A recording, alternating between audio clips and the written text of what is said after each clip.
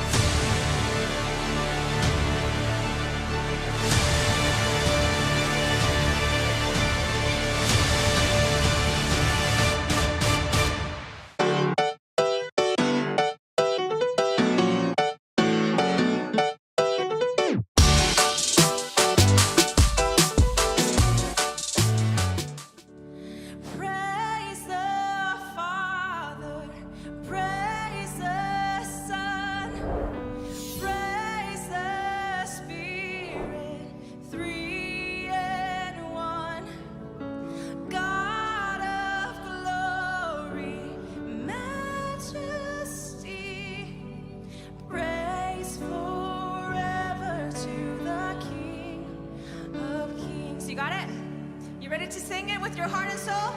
Yeah? Okay, here we go.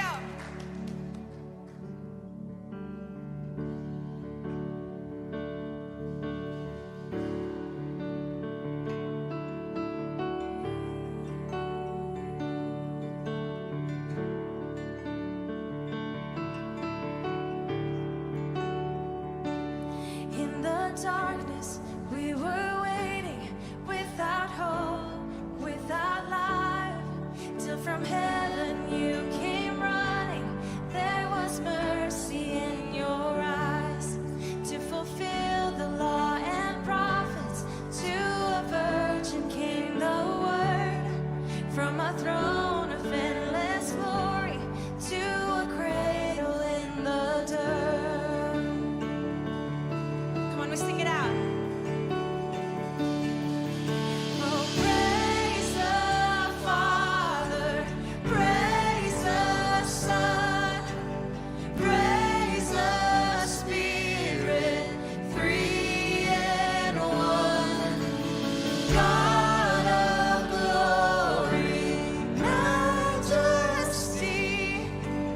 Praise forever to the King of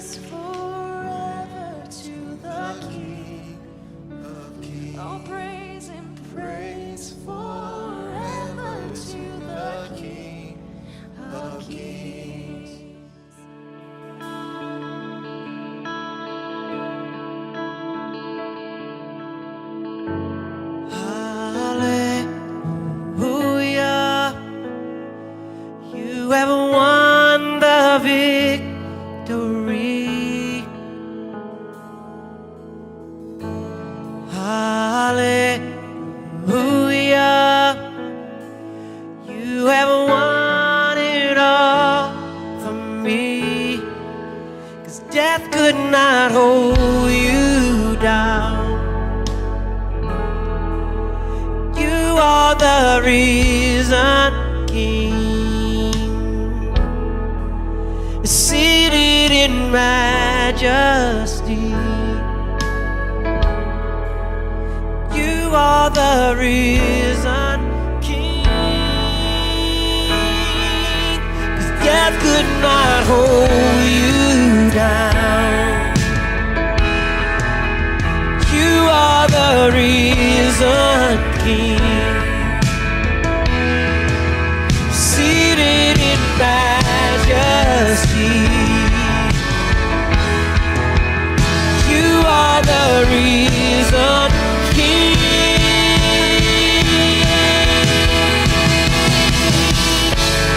Hallelujah. You have won the victory.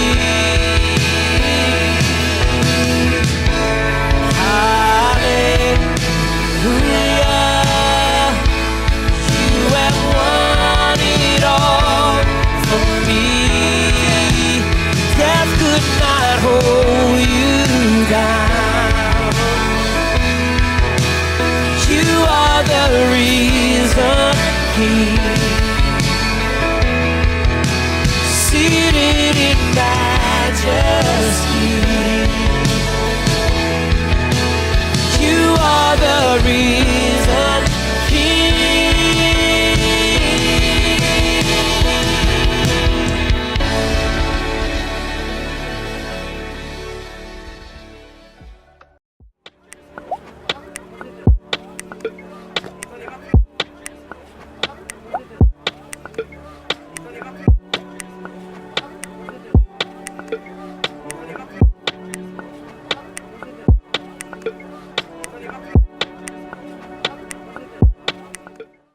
Together, we are creating a new future for the Valley because of your generosity.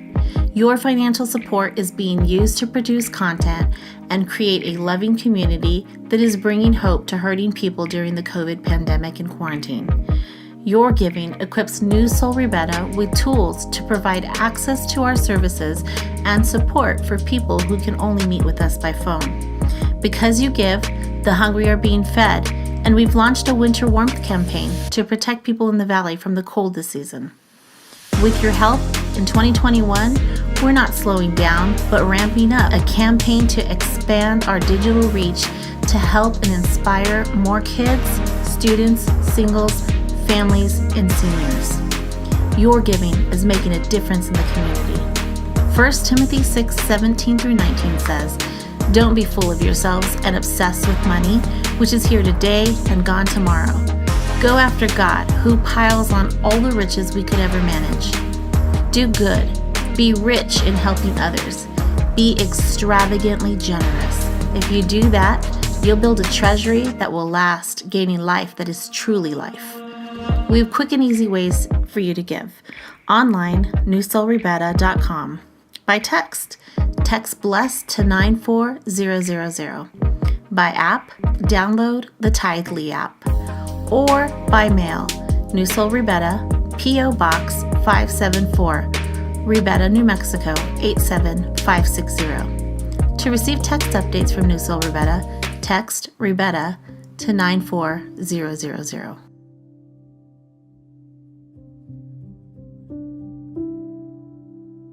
Hi, Newsoul Ribera. Happy Easter. If you're joining with us for the first time, I'm so glad that you're joining with us today. My name is Steve, and I'm the lead pastor here at Newsoul Ribera, and I just want to welcome you. I'm so glad you're joining us. Regardless of your faith background or where you're at in your life right now, you're welcome, and I'm so glad you're with us today, connecting with us. I bet you can guess what I'm going to talk about. The resurrection of Jesus from the dead. That's what Christians all over the world are talking about this weekend. It's a really big deal. It's our Super Bowl. And it's a really big deal because the story of Jesus isn't worth telling if he's dead. If Jesus is dead, then you don't ever hear about Jesus. There is no church. There's no me. There's no Methodists or Presbyterians or Baptists or evangelicals. There's no Christians of any kind, of any brand. There's no Jesus. You wouldn't have heard of him. He was a carpenter from Palestine, born 2,000 years ago. He didn't own lands. He didn't win any great victories. He wasn't the governor of anything. This is it today, Easter. This is everything. If Jesus doesn't resurrect from the dead, we're not having this conversation. So who is Jesus? That's a question I think everyone should ask themselves. It's one of the most important questions I think you could ever ask yourself in life is, who is Jesus? You see, if you're new to Newsoul Ribera, we don't believe that Jesus is the Son of God. We don't believe in him because the Bible tells us so. In fact, if Jesus isn't raised from the dead, there is no Bible. There's no reason for a Bible. When I was a kid, for Easter, I was very immature and very dumb, obviously. And I used to think that Easter meant like, yes, we win. Like against all the other religions of the world, the Hindus and Muslims and Buddhists, like we win. Our guy rose from the dead, yours did. And it's kind of like we won, like it was a game or something. I'm grateful that I've matured in many ways. But especially in this way, I realized that Jesus' resurrection from the dead isn't like winning a game. It's so much bigger than that, so much more significant than that. We believe in Jesus and that he rose from the dead because Matthew told us so. Matthew wouldn't have written his book and we wouldn't have his letter today if Jesus didn't raise from the dead. Because he was an eyewitness. He was a Jewish tax collector. And he writes about the crucifixion and resurrection of Jesus. Peter, one of Jesus' followers, dictated his eyewitness account to Mark in the gospel. And he writes 2 letters that also prove that he believed that Jesus rose from the dead, that he saw him, that he talked with him, that he met him after he had come out of the tomb and out of the grave. Luke, the Greek physician, the doctor, he thoroughly investigated, he said, all the claims made about Jesus. He tried to separate fact from fiction, legend from truth, rumor from reality. And he gave us an eyewitness account of all that he had found out. James, Jesus' brother, what would it take for you to believe that your brother was your Lord and your God? Well, that's what James said about his brother, that he was his Lord and that he was his God. Paul, who enters the pages of history as Saul, who's someone who hates the church. If you hate the church, if you hate Christians, you hate Christianity, you're in good company, because Paul, the Apostle Paul wrote 2/3 of the New Testament. He also hated the church and he hated the Jesus movement. He hated Christianity until he met Jesus after Jesus had risen from the dead. And John, whose words we're going to dig into, and what I want you to do for the next few minutes, I want you to take off your church hat. I know it's Easter and you have, you're used to this may be the day, one day you connect with church, but I want you to take off your religious hat for a moment, your superstitious hat for a minute, your church hat for a minute, and I want you to think just as a human as we dig into the words of John. John, his account that we're going to dig into, he wrote it down. He was an old man, probably in his 80s or 90s, and he's looking back on his life and his moments with Jesus. And he shares his account with us. And in this account, he tells us about his moments after Jesus rose from the dead. And we're going to dig into that together. You see, nobody, including Jesus' closest friends and his closest followers, nobody expected nobody. There was no one at the tomb that day on Sunday morning, on an Easter morning, saying 10, 9, 8, cue the sun, 7, 6, get the stone ready, 5, 4. Nobody was doing that because they didn't expect there to be a body. They didn't expect no body in the tomb. In fact, none of Jesus' followers expected a crucifixion at all. Their version of a Messiah was somebody who was going to change things politically, who's going to change things economically, who's going to create justice in the world, who's going to change the physical circumstances of their lives. See, the problem with Jesus wasn't what he taught, and it wasn't what he did. The problem that Jesus' enemies had with him is who he claimed him that he was, that what he said about himself. And the tipping point was when Jesus resurrected a man after 4 days in the grave. We're going to pick up John's account now. Just listen to it as a human, okay? He's just telling us what he saw. And this tipping point was, like sometimes you hear of moments, maybe you experienced it, where there might have been somebody who collapses and they're no longer breathing. And maybe a child falls into the water, and maybe through CPR and mouth-to-mouth resuscitation, you're able to bring them back, but they still had brain activity and all of that. Well, Jesus resurrected a man who had been in the grave for 4 days. In the grave. They had wrapped his body in linen. He was already embalmed. His sister said he probably already stinks. His body was starting to decompose. And Jesus went to the gravesite and spoke his name and called him out, and he came back to life. And when Jesus' enemies found out about this, they decided this man has to die. You see, Jesus' enemies were the chief priests. They were the Jewish rulers. They were the temple priests. They spoke the Mosaic law, the law of Moses, to the people. And they hated Jesus because he was a threat to them, because, see, the Roman Empire was occupying Israel. But for these Jewish priests, these rulers of Israel, the Romans let them rule as long as they could keep the people under control, as long as the people didn't become a problem to Rome. So these Jewish priests were wealthy, and they were powerful, and they had authority.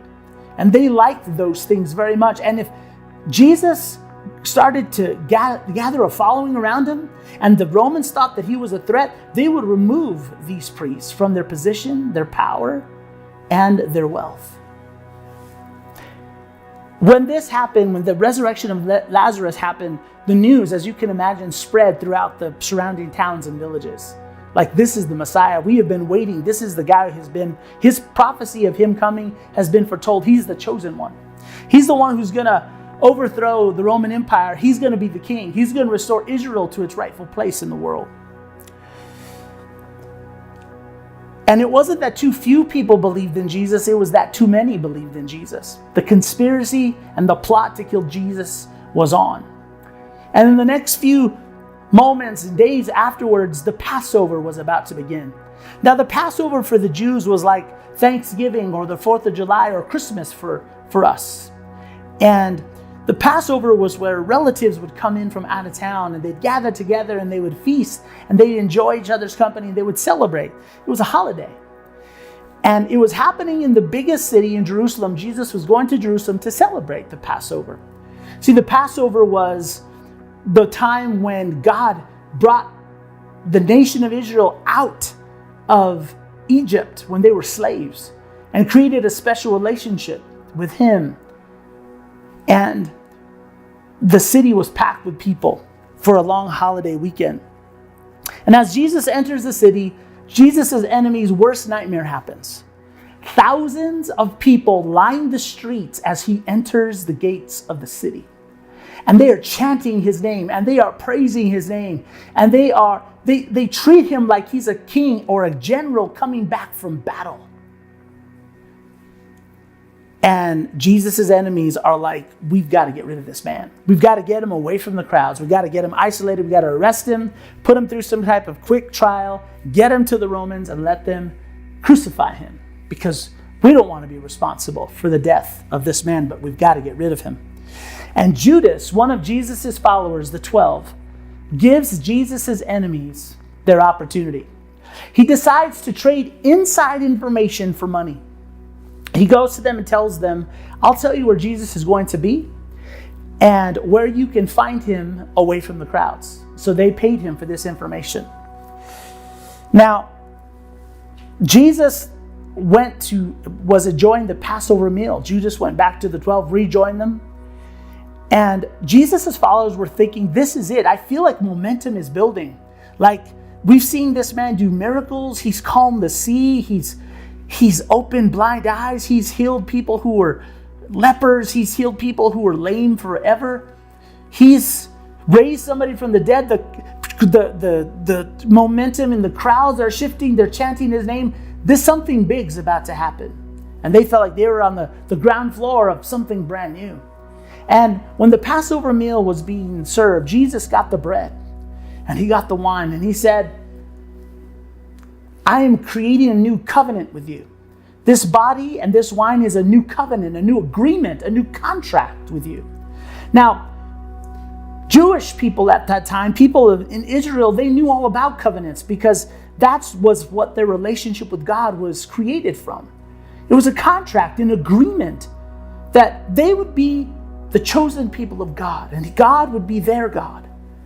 And if they met a certain amount of requirements, God would bless them and watch over them and keep them. And Jesus was saying, I am replacing that old agreement and I'm making a new agreement, new covenant. And this agreement isn't just for Israel. It's for the entire world. It's for all of humanity. And it only has one command, not 10 commands, not 600 commands, just one. That you love one another as I have loved you. So the meal is over. Sure enough, Jesus is vulnerable. Judas delivers on his word. The temple guards see Judas kiss Jesus on the cheek and they arrest him. And they whisk him away to an illegal trial. They're not allowed to have trials at night, but they did in secrecy. They brought witnesses in who lied about Jesus. They couldn't get their story straight, but it didn't really matter because the verdict was already done before the trial even started. They convicted Jesus guilty of crimes that he needed to be executed for. So they take him to Rome and they present him to Pontius Pilate, who was the governor of Rome, and said, you need to execute this man. And Pilate examines him and examines the evidence and realizes that they just hate Jesus. They're jealous of Jesus. And this is all a lie. It's a ruse to get him killed. And Pilate says, I don't find anything wrong with this man. They don't relent. So he says, okay, I'll whip him. So he whips Jesus with 39 lashes. His body is torn apart. He is bleeding out everywhere. And he figures that if they see him bleeding and broken, that they'll relent and they'll say, okay. But no, they say, we want him crucified. And he said, why? He's done nothing to deserve death. And the Jews say, if you don't crucify him, you are no friend of Caesar. And then Pilate says, do you want me to crucify your king? And the chief rulers of Israel, the priests, said, we have no king but Caesar. So Pilate washes his hands and says, I'm innocent of this guy's blood. His blood is on your hands. I am innocent of the death. I'm not responsible for the death of Jesus. So he hands them over to him and Jesus to them, and he agrees to crucify Jesus. And Jesus is on the cross. He's bleeding out. And we pick up John's words now. When Jesus saw his mother there and the disciple whom he loved, how he refers to himself, standing nearby, he said to her, woman, here is your son. And to the disciple, here is your mother. From that time on, this disciple took her into his home. Jesus took care of his mom. And then Jesus said, it is finished. And with that, he bowed his head and gave up his spirit. Jesus died. The man who saw it, John, who's writing this, has given testimony, and his testimony is true. He testifies so that you also may believe. So John is saying, I'm writing to you, reader. I'm writing to you, listener. I am telling you that this happened so that you may believe. Well, believe what, John? That the wannabe Messiah 2,000 years ago on the other side of the planet was crucified by the Roman Empire like thousands before him? That there were corrupt politicians? That there was a conspiracy to protect the powerful and the wealthy? Okay. I mean, we're with you on that, John. But John continues. He says, later, Joseph of Arimathea. And those of you who are science and data and like empirical evidence kind of people, these are names and places of people you can actually identify. They were real people. He asked Pilate for the body of Jesus, and with Pilate's permission, he came and took the body away. He was accompanied by Nicodemus and brought a mixture of myrrh and aloes, about 75 pounds. Taking Jesus' body, the two of them wrapped it with the spices in strips of linen, and this was in accordance with Jewish burial customs. What do you do with 75 pounds of embalming spices? You embalm someone because they believed that Jesus was going to do what all dead people do: stay dead.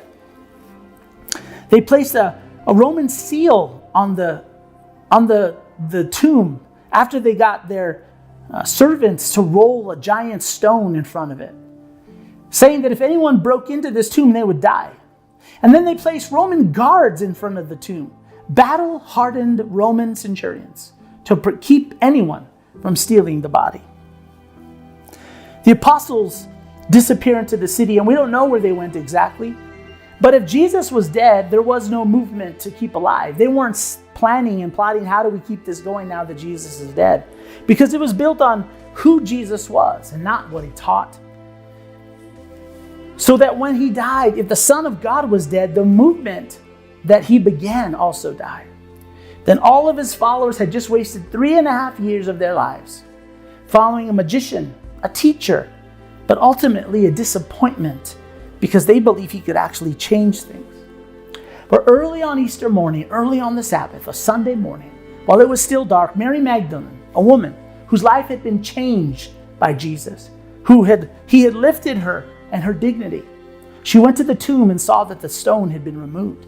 So she came running to Simon Peter and the other disciple, that's John, and said, "They have taken the Lord out of the tomb, and we don't know where they have put him."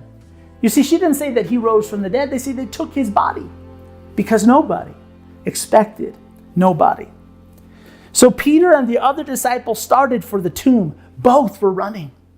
But the other disciple outran Peter and reached the tomb first. Now, I can imagine that when John is writing this, he's an old man now, and Peter's already been executed in Nero's Rome, and he's chuckling. I beat him. I outran him to the tomb. And it says that he bent over and looked in at the strips of linen lying there, but did not go in. See, John's being really transparent with us. He ran to the tomb, but he didn't go inside because it was dark. And a dead body might be in there, or it was in there. And there's strips of linen there, and he doesn't know what he's going to find in there. Then Simon Peter came along behind him and went straight into the tomb, because that's what Peter always did. He just ran straight into everything. And he saw the strips of linen lying there, as well as the cloth that had been wrapped around Jesus' head. The cloth was still lying in its place, separate from the linen. Now you tell me, what thieves steal a body and unwrap the body of all the linen and disembalm the body? Finally, the other disciple, John, who had reached the tomb first, also went inside. And he saw and he believed. John is telling us here, when he walked in there, suddenly he realized everything had changed. You see, even Jesus' closest friends doubted and no longer believed. So if you doubt and you no longer believe, you're in great company. John saw with his own eyes, and then he believed that Jesus, the Messiah, the Son of God, he didn't come to be a king in the way he had always thought, but something more, that Jesus was someone more. He may have said to himself, so if Jesus rose from the dead, then that means he got it. He finally understood. After the resurrection, Jesus appeared to his followers. He even made breakfast for them on the beach. He walked with them and talked with them. They touched him. Many people saw him alive. But there was one of the 12 that wasn't with them and hadn't seen Jesus yet. And he figured that he had wasted 3.5 years of his life on this wannabe Messiah who did magic tricks and taught love. He had faith and it died. He had hope and it was crushed. He had trusted and it was disappointed. Now Thomas, one of the 12, was not with the disciples when Jesus came. So the other disciple told him, "We have seen the Lord." But he said to them, unless I see the nail marks in his hands, and put my finger where his nails were, put marks in his hands, and put my finger where the nails were, and put my hand into his side, I will not believe. Thomas was not superstitious. He wasn't going to take it on faith anymore. He wasn't going to take it on trust anymore. He would say, I did believe, and I watched my belief and hope bleed to death on a cross. I saw it get chewed up and spit out by the corrupt and the powerful. You see, nothing changes in this world. It never will. I'm done with hope and faith. I need more than to take yours or anyone else's word ever again. I need proof this time. And a week later, his disciples were in the house again, and Thomas was with them this time, though the doors were locked. And Jesus came and stood among them, and he said, peace be with you. And he said, peace be with you, because if someone shows up when all the windows and doors are locked, and they weren't there when you locked them, you're going to freak out. Then he said to Thomas, put your finger here. See my hands. Reach out your hand and put it into my side. Stop doubting and believe. Jesus showed up to talk to Thomas. He showed up to talk to one person. One person was that important to him. How did Jesus know what to say to Thomas? He knew exactly what Thomas needed. He knew what Thomas was struggling with. He said, stop second guessing, Thomas. Stop hesitating. Stop asking, well, what about and what if and how do you explain? Jesus said, here is your proof and your answers to your questions. Believe what your eyes see and what your ears hear, what your fingers and hands tell you. Then Thomas said to him, my Lord and my God. Thomas got it. He understood after all the teaching, after all the miracles, nothing else made it come clear to him. But when he saw Jesus alive again, he understood who he was talking to and who Jesus really was. Then Jesus told him, because you have seen me, you have believed. But blessed are those who have not seen and yet have believed. Jesus said, you believe in me because you've seen me. And none of these others around you, these other followers, none of them believed either until they saw. And John is writing these words of Jesus, and it's almost like he's saying, you, reader, you in the future, you who will hear this story one day. It's like Jesus is saying, wherever you are and whenever you are, blessed are you who believe, even though you haven't seen like these have seen. Jesus performed many other signs in the presence of his disciples, which are not recorded in this book. But these are written that you may believe that Jesus is the Messiah, the Son of God, and that by believing you may have life in his name. Why should we believe you, John, as you write this? Because the buried body of Jesus came back to life. And it proved that he really was more than a moral teacher and a magician or a religious figure. If John were here today, instead of me talking to you and telling you what he saw and what he touched and what he heard, this is what he would say. I recorded these things for you, that you may believe, like I believe. Like those who were with Jesus that day believe, that he rose from the dead, that you may have life. Not existence, but life. For God so loved the world, John would say, that he gave his one and only Son, that whoever believes in him shall not perish, shall not be lost to God, but have eternal life. This is the good news. This is the gospel. We hope that this Easter you would believe John's account. And we invite you, just like John did, to trust in Jesus. After this song, there will be some information that comes up on the screen that tells you how to connect with us and how we can help you in your journey to experience the life we've been talking about. I invite you to join us in this song as we sing together. How great the chasm that lay between us, how high a mountain I could not climb. In desperation, I turned to heaven and spoke your name into the night.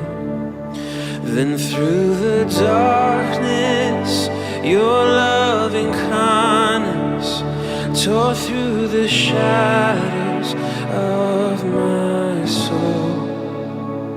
The work is finished, the end is written.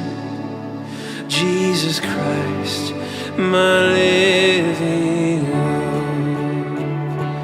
Oh, who could imagine so great a mercy? What heart could fathom such boundless grace? The God of ages stepped down from glory to wear my sin and bear my shame. The cross is spoken, I am forgiven. The King of Kings calls me his own. Beautiful Savior, I'm yours forever. Jesus Christ, my living hope. So hallelujah, sing it out. Hallelujah, praise the Lord who set me free. Hallelujah, death has lost its grip on me. You have broken every chain. There's salvation in your name, Jesus Christ, my living hope. Hallelujah, hallelujah, praise the Lord who set me free. Hallelujah, death has lost its grip on me. You have broken every chain.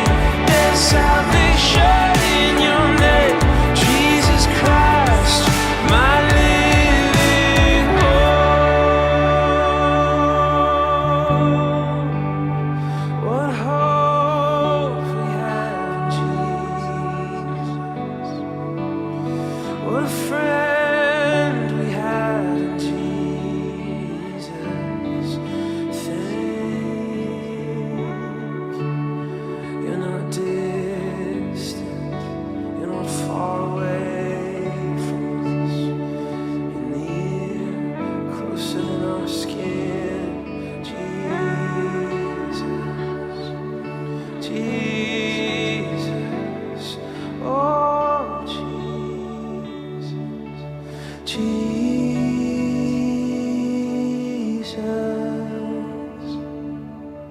Jesus,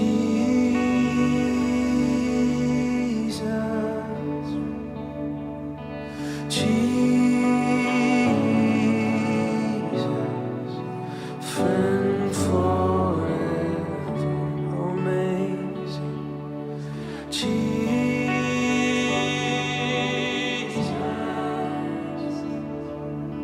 Jesus,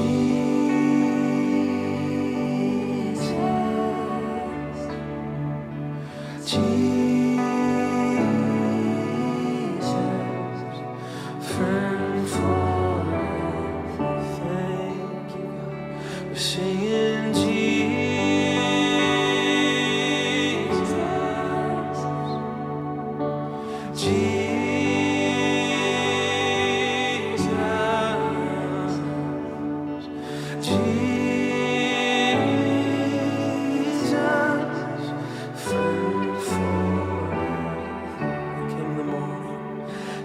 came the morning that sealed the promise.